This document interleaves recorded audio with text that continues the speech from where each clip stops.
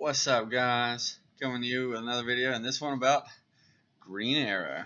I love Green Arrow. Green Arrow is my second favorite hero. Although I guess you could say technically third, because Dick Grayson and Tim Drake are above him, but they were both Robin, so I like them as number one. They're tied for number one, so technically he'd probably be number three, but I don't care. He's number two. I love Green Arrow. I always have. I've loved him for a long time. And if you've been watching my other videos, you know that I've been collecting the Mike Grell run, so I'm super excited about that. I have a friend who told me, because I found it, I'm going out of town this weekend, and so I'm going to miss the Raleigh SuperCon, but I have a friend who's going from work, and he said, I will take that for you and do that and get it signed for you. I was like, yes. So I was like, my man right there. So I'm excited. So I can get my issue 1 signed by Mike Grell, who'll be there. So I hate that I couldn't get it in person, but I trust this guy a lot. I see him every day, known him for years. So pretty excited. All right, anyway, so this book, also done by Mike Grell. It's pretty exciting. I love this issue. Like, I dropped Green Arrow a while back. That was probably last year, maybe.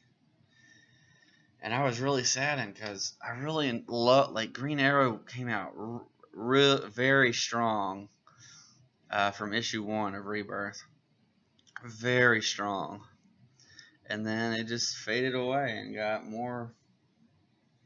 less good. The stories were boring. They just kept doing the same thing over and over again. I was just tired of it. It wasn't funny. It had some moments, but it started to get less and less funny, and I don't know. Oh, excuse me. So, yeah, but I saw that they had a new writer, and let me see if I can't find it. I think it's Margaret Scott or something like that. Yeah. Margaret,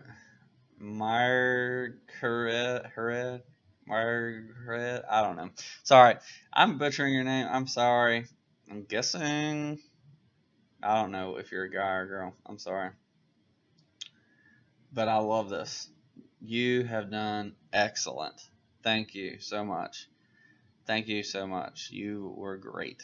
I love the last 2 issues. So it's issue 41 and 42 have been excellent.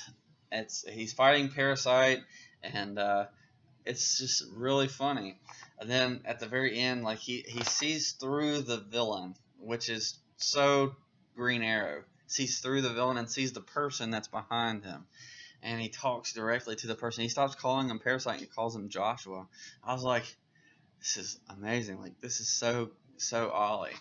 And he's like, I don't see you as the villain. I see you as the hero, or the person, the good person that's inside of you. And I want that person to come out and get rid of the villain. And that's how he tries to fight his villains. And it's only when that fails that he has to take down the villain. I love that. I love that about Green Arrow. He's a liberal. I'm a conservative. Whatever.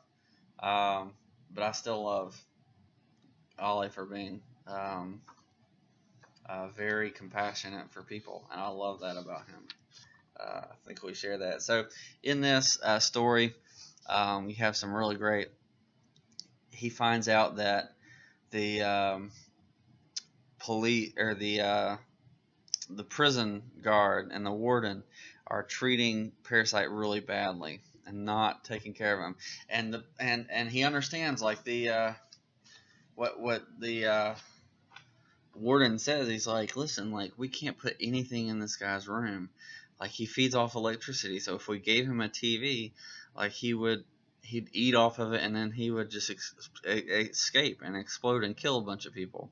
If we put him with other people, he would eat them and kill them. So we can't. We have to put him in isolation, and he can't have any resources, anything he can feed off of. And he's like, we just don't have the budget to, like, have enough security or anything that would be able to protect us from him. And the warden's like, you guys take these guys out and then put them in prison and call yourselves heroes, but then we're left with the containment. We don't have the money or the resources to hold these guys. And I was like, that's so good, so good. Like, at first you're thinking like, oh man, I hate this warden. Like, he's so corrupt and stuff. But then you realize like he's just trying to do the best he can with what he's got. And Green Arrow's like, I understand that.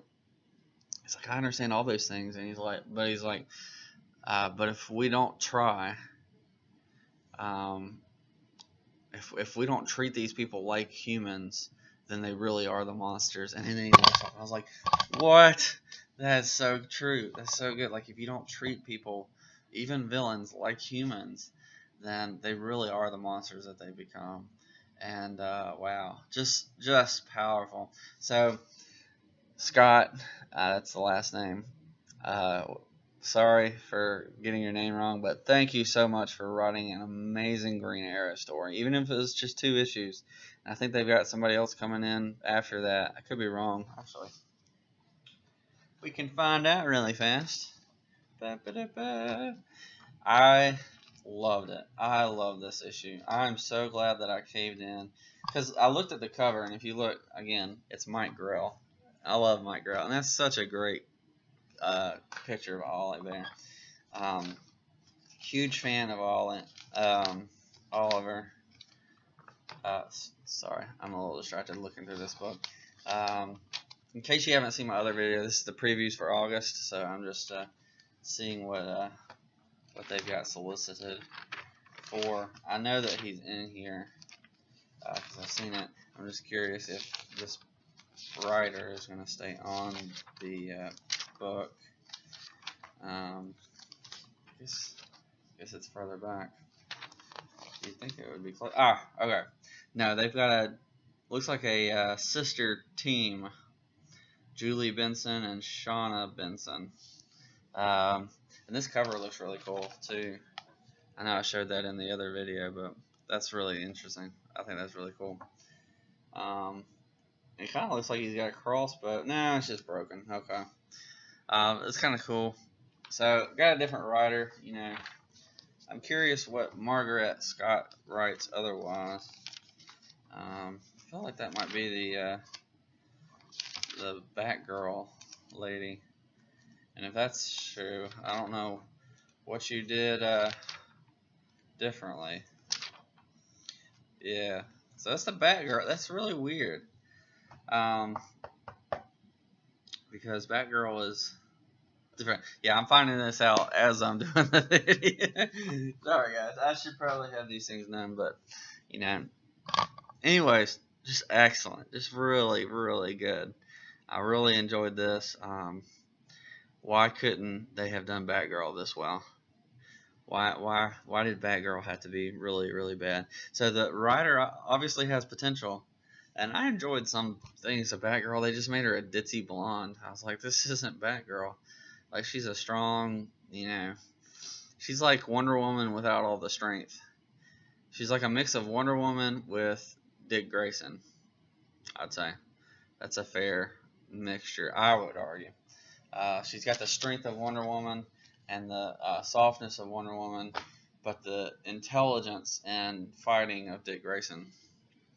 So, he's more acrobatic, I'd say, than her. So, but she's still pretty good. Anyway, so got way off, Scott. This is really good.